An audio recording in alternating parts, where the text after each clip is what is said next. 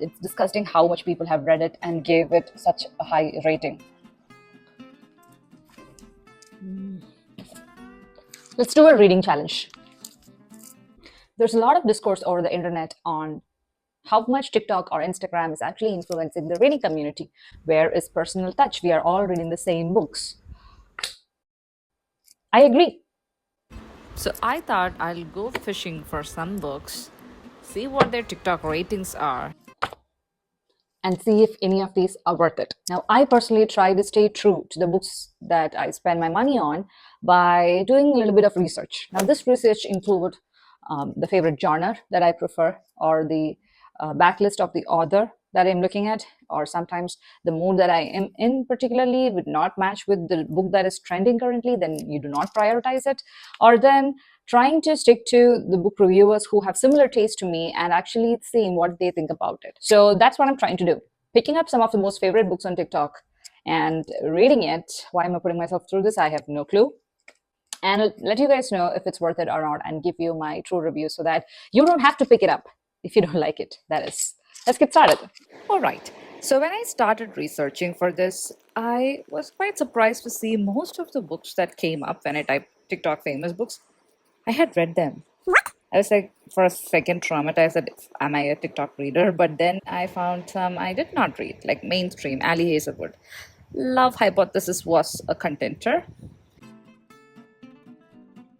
And yeah, I did also see some books that I do not wish to endorse here, even if they are famous on TikTok. You know who I'm talking about.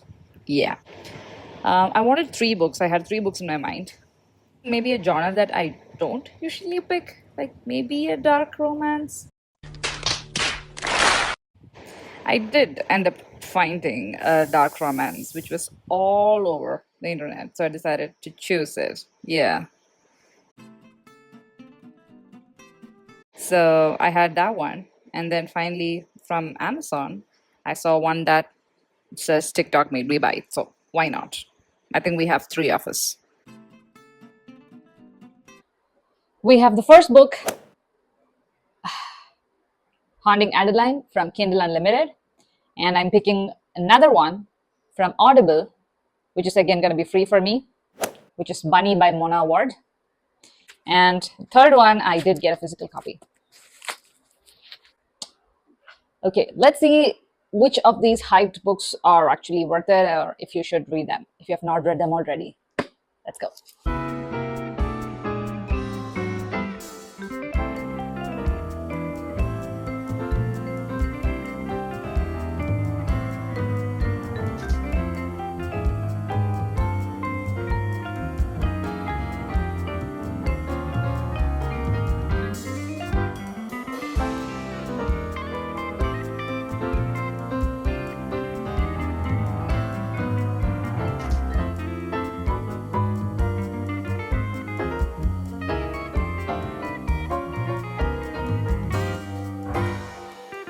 Hey fellas. Okay, this is not how I expected this video to go.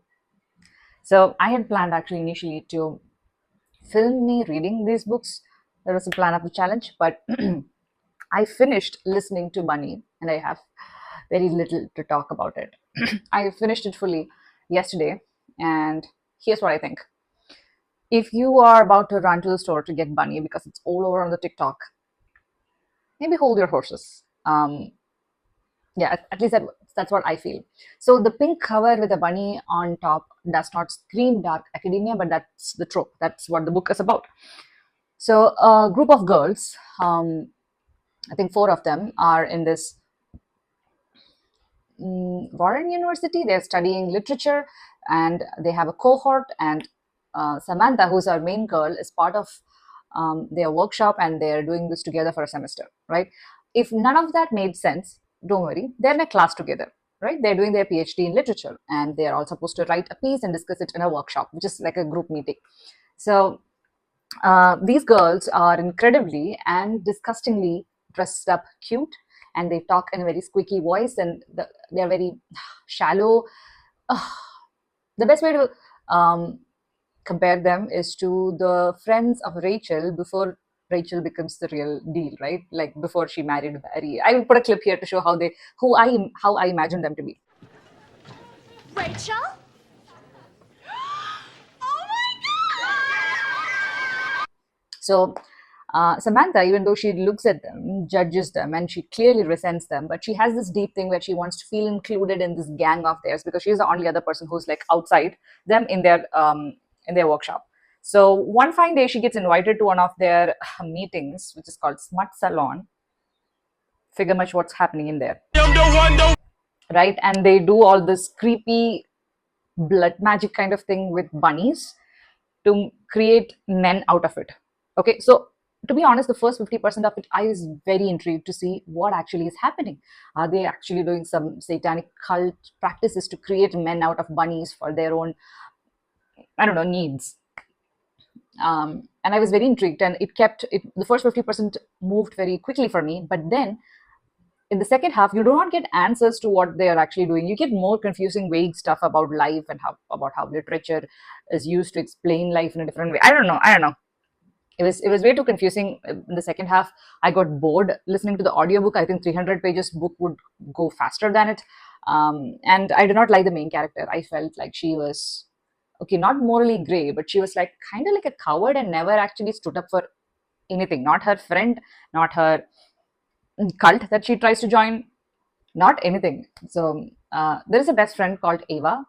That character did have some depth, and that's the only character which is like has some meaning in it. She's like a badass gothic friend of Samantha, and she kind of ditches Ava to be in this cult of bunnies, right? So that's what they call themselves, bunnies.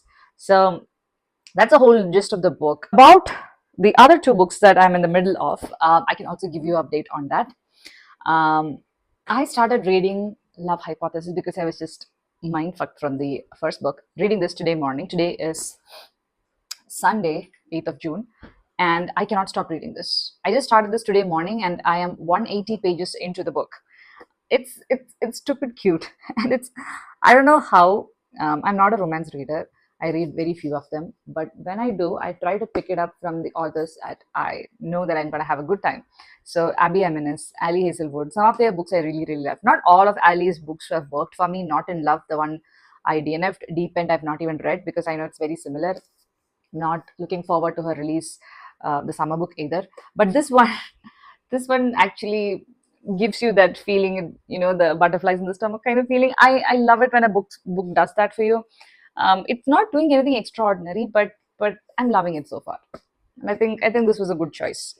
I'll let you know my full thoughts and what the book is about all when I'm done reading it. But I'm liking it. I'm liking the male lead and also the female lead. She's not all that bad, not all annoying. Is it practical? Is it realistic? No, but it's fun time.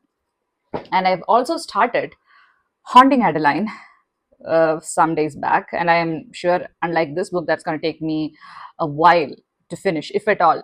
That is, I'm planning to finish it or not.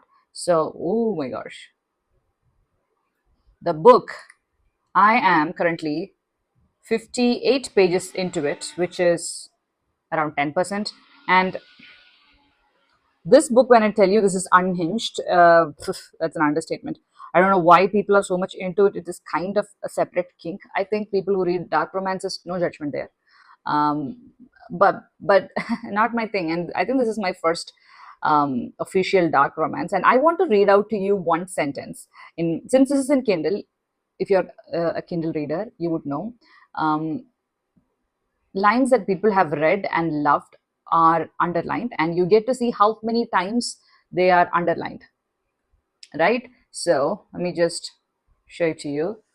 I don't know if it's going to focus or not. So there is a line here which is popular highlight of 7,000, no, 74,000 people have highlighted this particular line. Now the premise is the girl, our main girl, she's an author. She's sitting in a bookstore. She's doing a reading to her fellow readers, and this guy happens to be in the bookstore, the main lead, who's also her stalker, also some sort of serial killer. I don't know. I'm just 10% into the book. That's what I feel. And this girl, the vibe of this girl is like off the chart irritating. She's so annoying. She's very brash, and I don't like her. I don't like her so far. The guy she's just straight up a criminal. I don't know. things that he talks in his mind, all the monologues, it's all screaming felony. So I don't know. Let me just read you this line, and that's what's highlighted by 74,000 people who have loved this book apparently. So he's just seeing her for the first time, and this is what he says: "All I want to do is break her, shatter her into pieces, and then arrange those pieces to fit against my own. I don't care if they don't fit. I'll fucking make them." This is love at first sight for him. Okay, so that's where I am at. I don't know when this video will be done. It's gonna take a few weeks for me to finish. Let's see. Okay, so I'm coming at a weird angle, but Ali Hazelwood does one part really good, which is yearning. And in some of her recent books, it's not there. That's not the angle that she's going with her writing, like with Deep End, like with Not in Love. But these books, the STEM romances that she wrote, the old angst and yearning that we love in romances, that is there here. So I just realized she used to write angst really well. Recently I've been DNFing her books, but this is really good.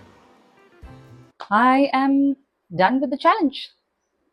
So the 3 books that we had in this video to read was The Bunny by Mona Award, and The Love Hypothesis by Ali Hazelwood, and Haunting Adeline.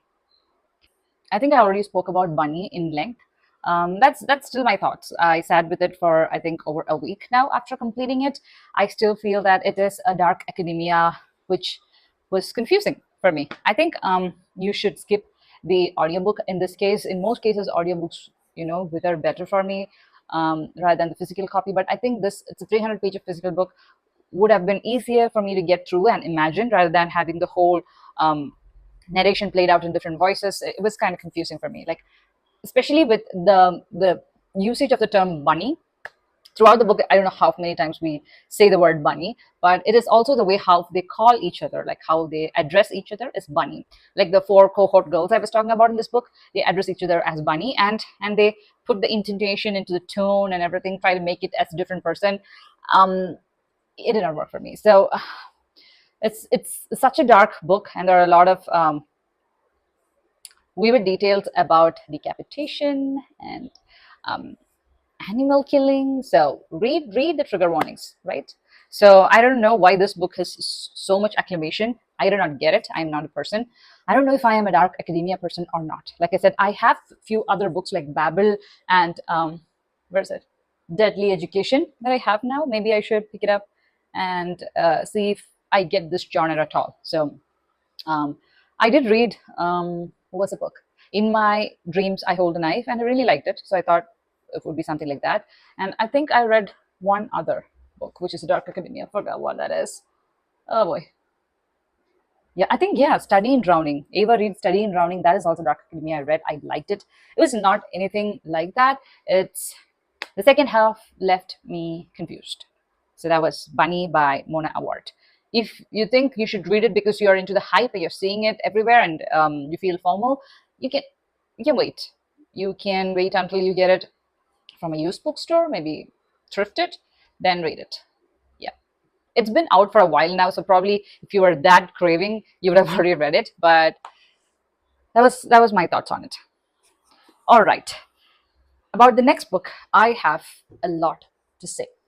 I have written, I think, 2 pages worth of notes about how angry I am at the internet for letting me choose this book, because this was there everywhere.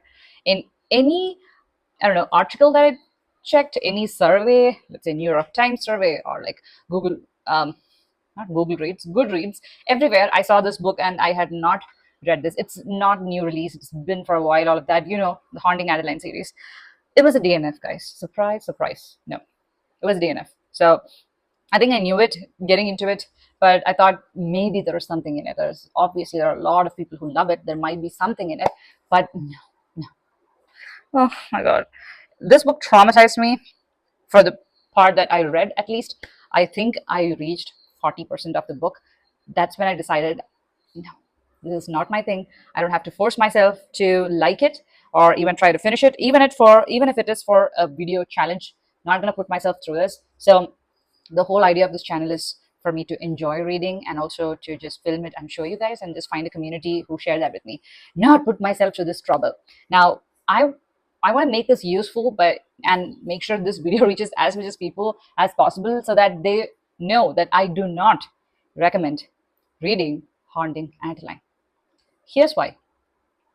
I think back in the day when we were kids, the 90s movies or advertisements or even songs or maybe books had a lot of backward ideologies which we did not understand if it was like correct or not, and we normalized it. We considered that as funny, even romantic sometimes, like how we oppress women or like how stalking is considered as romantic in movies and all of that, and we thought it was okay. Nobody corrected us. There were a lot of movies, there were a lot of our favorite actors doing those roles, and it was just laughed upon. But later, when we were educated, when we know what is right and wrong right now in the current society, we know what is politically correct and incorrect, and we stay away from it. We do not support or endorse those ideologies in mainstream media, and we frown upon that. Like if there's a new movie coming in, and if there's a guy who is, let's say, sexually assaulting the heroine, and imagine the heroine ending up with the guy, like marrying him, falling in love with him, do you think that movie would get any sort of attention, or do you think that movie will not be criticized?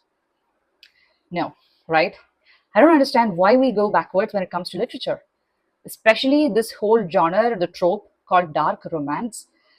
By just repackaging it under this genre, I think we are getting away with a lot of ideologies that are pushed into young readers, and they're getting influenced the wrong way. Just imagine a young Gen Z person reading this, and this book is sold as a romance book, and they read it and they perceive this as romance. I was not okay with the whole thing at all. So I was, okay, again, sad that this book was picked because, again, it is a TikTok famous book or social media famous book, which means more than 1 million people have read it in Goodreads and they have reviewed it there. I don't think all of them are bad people or anything. Girls who read dark romances, you do you. I mean, anyone, I mean, who does in their, what they do in their personal time and space in their house, it's personal, it's you. But maybe be careful about what kind of content you support in the public, right? So I don't know, this can be an unpopular opinion, and I don't know, controversial, because this has become such a normal thing to have a lot of dark romances and girls and boys just reading them and then fantasizing and romanticizing about it.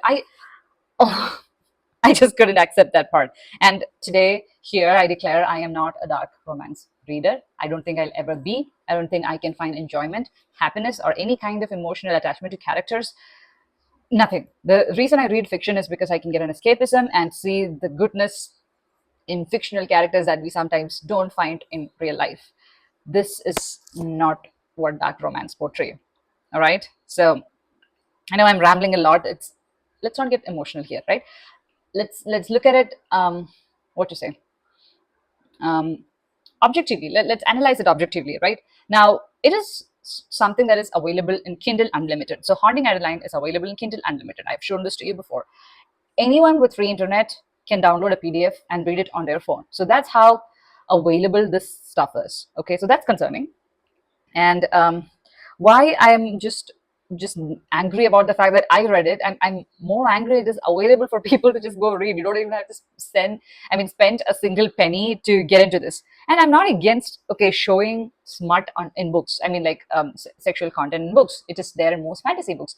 It is there in Sally Rooney books. Most general fiction authors who I love do portray this in their books. They're most romance books, but they don't fall under the category of just romanticizing assault, kidnapping, or stalking. It's a huge kink in this book. That's the thing. So let me tell you what the story is about. So Zaid is a guy, and Adeline, of course, is a girl. These characters. Now, Adeline is a young author who has just inherited her ancestral home from her grandmother, and she's just refurbishing to live there. And this guy, Zaid, is I don't know if is he a bounty hunter? It's kind of like, I don't know, he's a glorified Robin Hood for himself. And he is finding Adeline one day in a bookstore, and immediately he feels love at first sight or lust at first sight, whatever that is. And he decides that she is his. I saw you, I liked you, you are mine.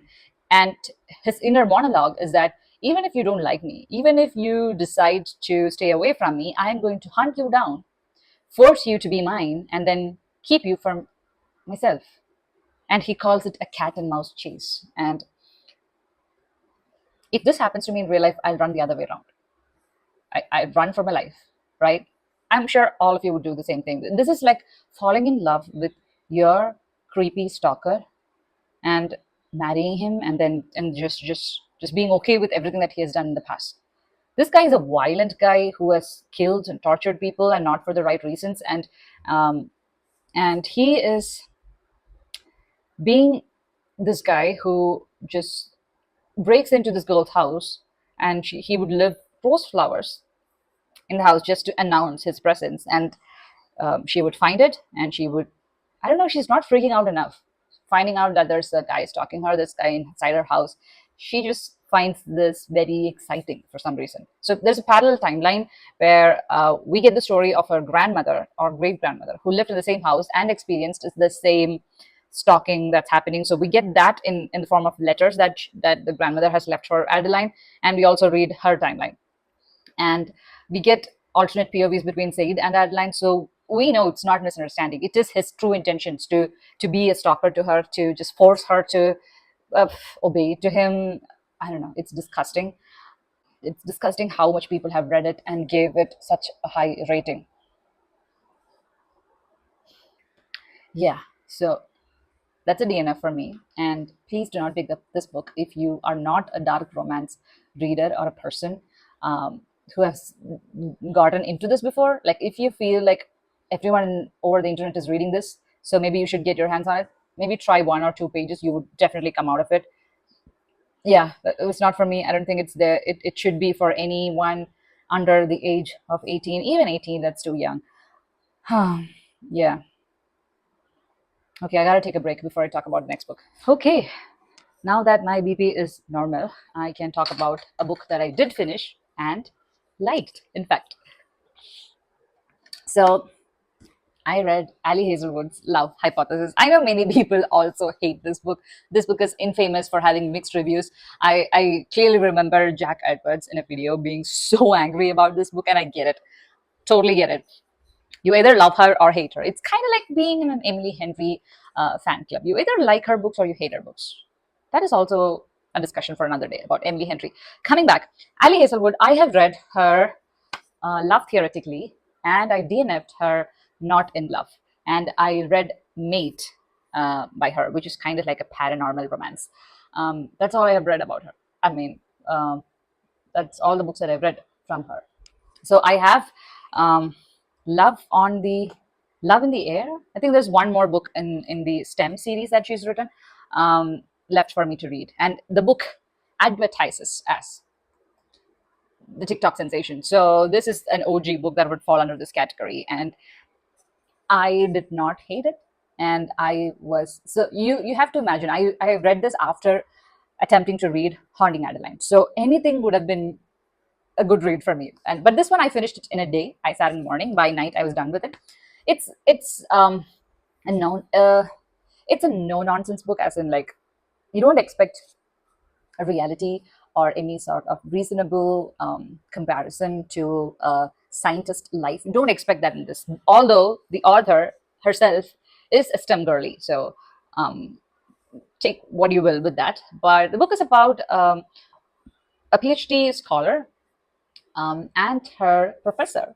So she one day ends up just kissing her professor and have to go on fake dating him to just convince her best friend that she is having a love life, so her best friend can go on and pursue her own romance. So it's kind of like a very silly thing to do, to pursue a fake dating relationship with her professor. But it's not that extreme. I would say it's okay to imagine that for a romance fiction book. And what Ali Hazelwood does good in this book is yearning, or the angst that you like him, but you don't know if he likes me. I'm not sure if he likes me the right way. And but this guy, he has been pining over her for a long time, even before she met him. So that kind of romance, like early 90s romance that we've seen in movies, where the guy has always liked her, the girl just realizes it now. That kind of an approach. And yeah, I'm a sucker for that. I did like it. every rare romance book that I read, it would hit for me if that is the kind of thing happening. I don't want the male and female main characters to be together in the first 50 pages at all. The last 10 pages is where they should confess their love and have a first kiss or something. That's the kind of book that I like for some reason. Now this book is a very self-aware rom-com. Like this girl, what's her name? Olive. She reads a lot of rom-coms. She is famous for getting into trouble and imagining herself to be in a rom-com kind of girl. She's very sunshine kind of girly, and the guy is a grumpy dude. And this girl, she knows that she's getting into fake dating, and she knows this happens in every book. You finally end up having feelings for the guy. Or there's a scene where they have to get into a hotel room, and they have to bunk together in one room, and she's like, oh my god, there's gonna be only one bed. And the guy is like, what's his name, Adam says that, no, I booked a room with two beds, two king beds. Then she's like, no, even if you book the day we reach there would not be. It'll have to be one bed. There is a one bed trope anyway. You don't know. You don't read rom coms. She does this thing which is very self aware of the book to be, because this itself is a fake dating romance book, right? But this guy is like, no, I checked.